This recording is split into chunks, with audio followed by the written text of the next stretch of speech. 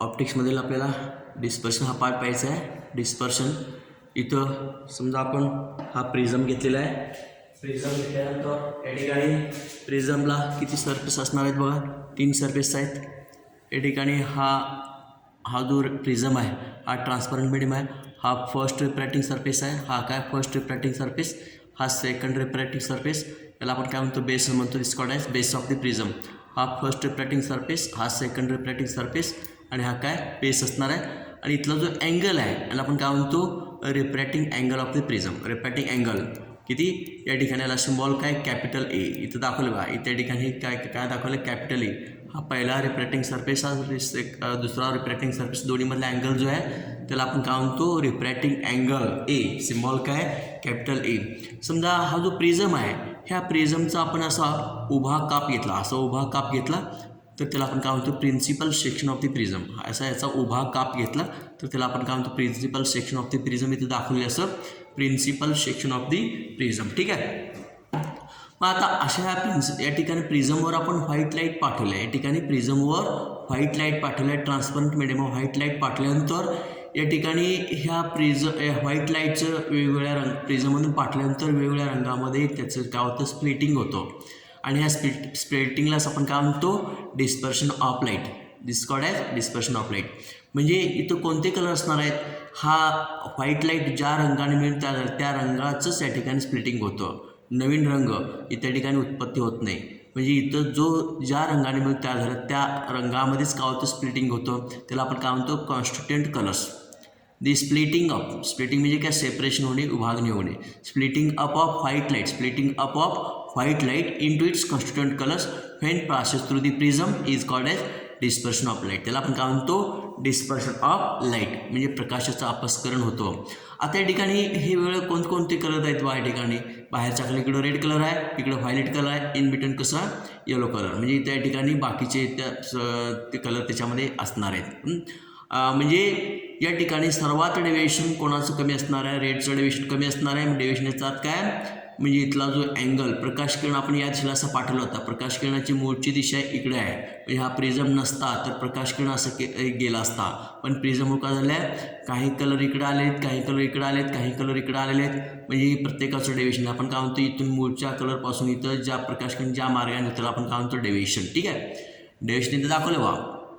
समजा या ठिकाणी रेडचं डेविएशन कसं, सर्वात या ठिकाणी रेडचं कमी आहे आणि व्हायलेटचं डेविएशन कसं आहे, सर्वात जास्त आहे. अँगल डेविएशन म्हणजे काय, इथला अँगल म्हणजे किती कोणातून तो शिफ्ट झाला आहे, किती कोणातून डेव्हिएट झालेला आहे, बेंड झालं, त्याला आपण काय म्हणतो, डेविएशन. ठीक आहे. आता डेविएशन कोणाचं जास्त असणार आहे, सर्वात व्हायलेटचं जास्त असणार आहे, सर्वात कमी रेडचं असणार आहे. ठीक आहे. Deviation for violet colour is greater than deviation for yellow colour is greater than deviation for red colour. सर्वात कमी डेविएशन रेडचं असणार आहे, सर्वात जास्त व्हायलेट असणार आहे. आणि म्हणून रिफ्रॅक्टिव्ह इंडेक्स सर्वात जास्त कोणाचं असणार आहे, व्हायलेट असणार. रिफ्रॅक्टिव्ह इंडेक्स कोणाचं जास्त असणार, प्रत्येक कलरचं रिफ्रॅक्टिव्ह इंडेक्स, प्रत्येक कलरचं रिफ्रॅक्टिव्ह इंडेक्स कसं असणार, वेगळं असणार आहे.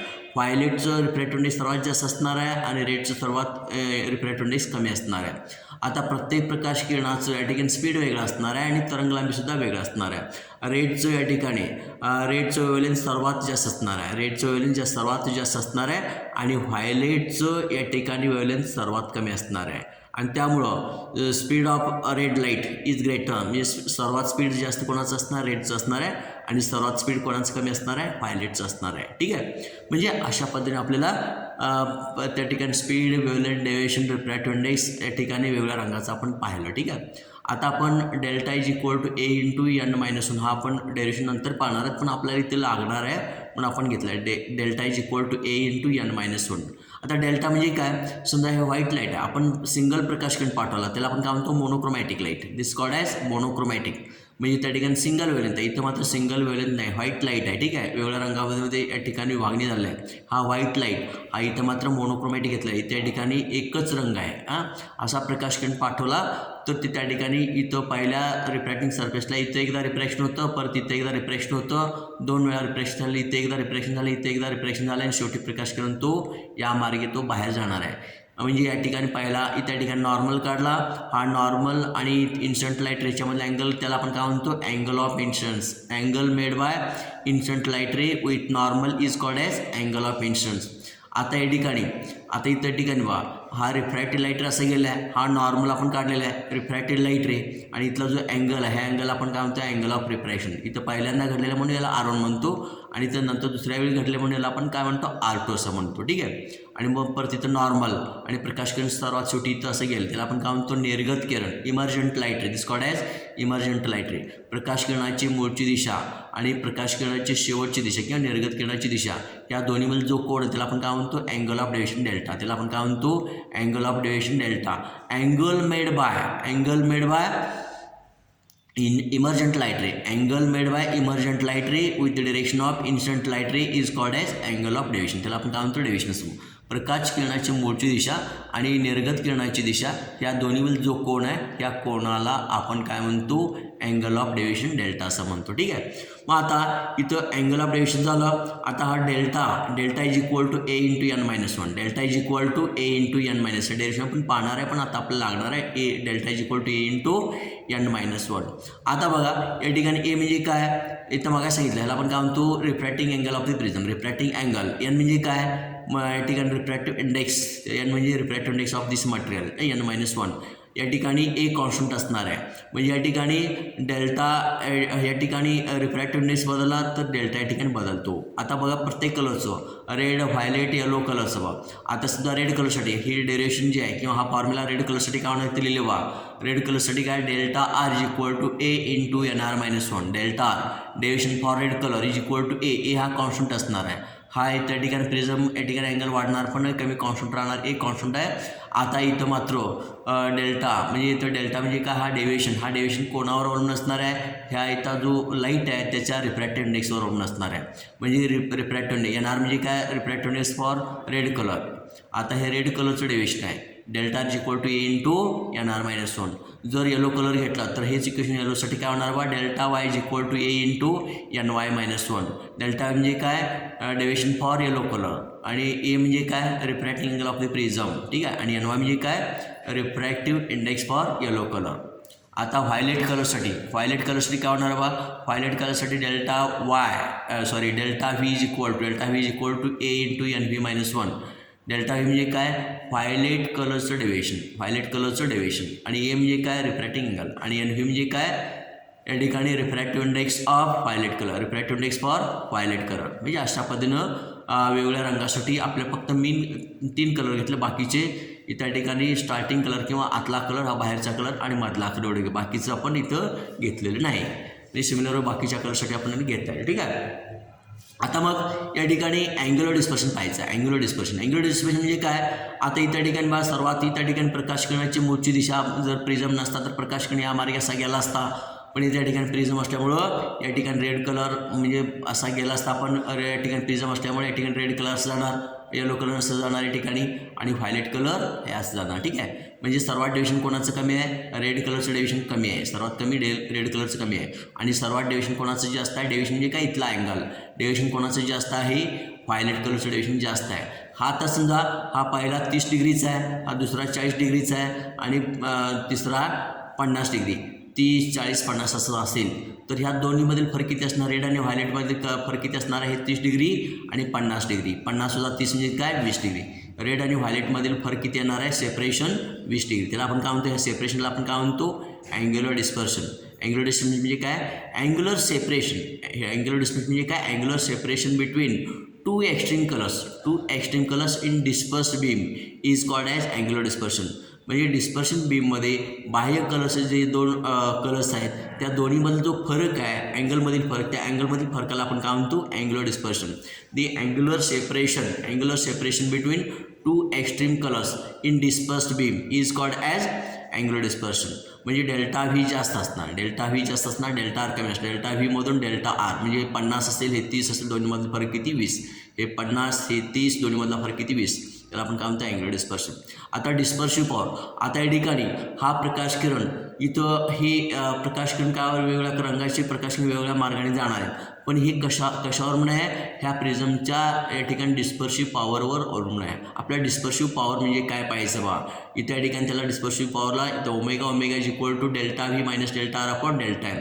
आता डेल्टा व्ही म्हणजे मायनस डेल्टा आर म्हणजे काय, अँग्युलर डिस्पर्शन. आपण जे काढलं तेच अँग्युलर डिस्पर्शन म्हणजे वरचा पार्ट म्हणजे काय, अँग्युलर डिस्पर्शन. हा काय अँग्युलर डिस्पर्शन. आणि खालचा पार्ट म्हणजे काय, डेविएशन फॉर मीन कलर म्हणजे मधला जो कलर आहे मीन कलर, म्हणजे ह्या दोन्हीचं रेड आणि व्हायलेटचं मीन घ्या किंवा दोन्हीचं मीन म्हणजे त्या ठिकाणी येलो कलर घ्या किंवा मीन कलर घ्या. इथे येलो कलर पण घेतला, मीन कलर पण चालतं, येलो कलर पण चालतं. ठीक आहे. ह्या दोघांची सरासरी डेल्टा व्ही आणि डेल्टा आर दोघांची सरासरी डेल्टा एम आणि डेल्टा म्हणजेच काय, डेविएशन फॉर मीन कलर म्हणजे deviation angular dispersion for extreme colours to deviation for mean colour. ह्या दोघांच्या रेशोला आपण काय म्हणतो, dispersive power.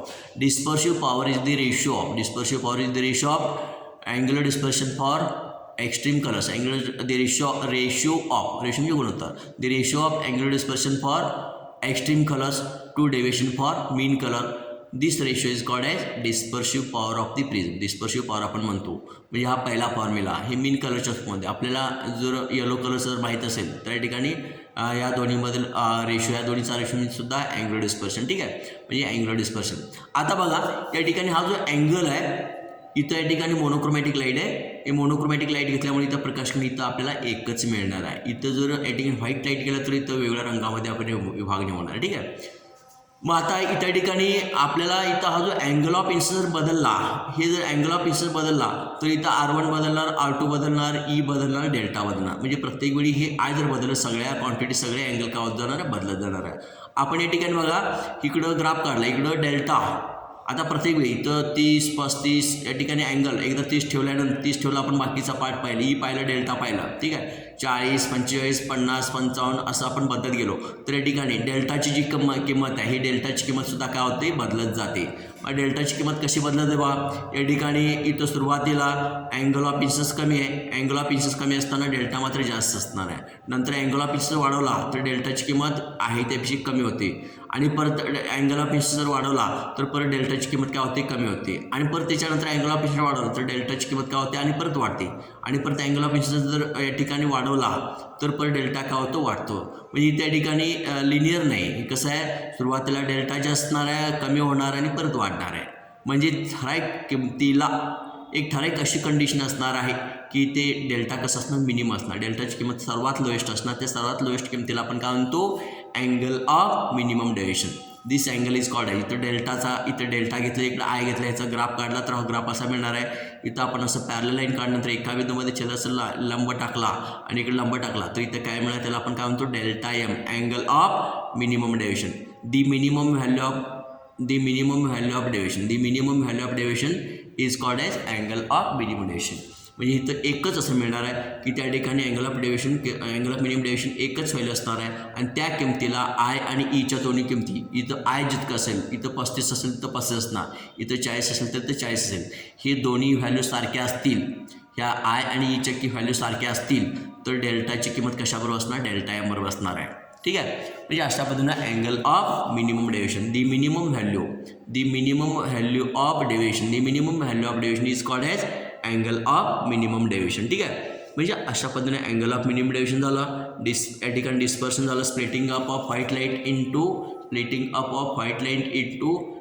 It's constant colours and passing through the prism is called as dispersion of light.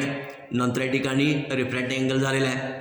Angle of refraction म्हणजे काय, या ठिकाणी बघा अँगल ऑफ रिफ्रॅक्शन म्हणजे हे काय R1, हे काय R1 आणि R2. अँगल ऑफ रिफ्रॅक्शन दोन अँगल आहेत. अँगल ऑफ इमर्जन्स आहे बघा, या ठिकाणी इथं नॉर्मल काढलेलं आहे आणि नॉर्मल, आणि मग इथं या ठिकाणी इमर्जंट लाईट रेनी नॉर्मलसी केला कोण, किती, E. Angle made by emergent light ray with normal is called as angle of emergence.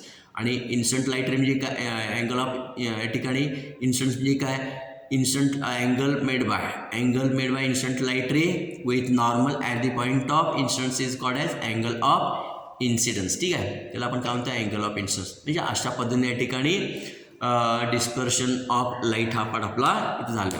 पुढच्या पिरियडला आपण काय पाहणार आहोत, या ठिकाणी prism formula. Will stop here.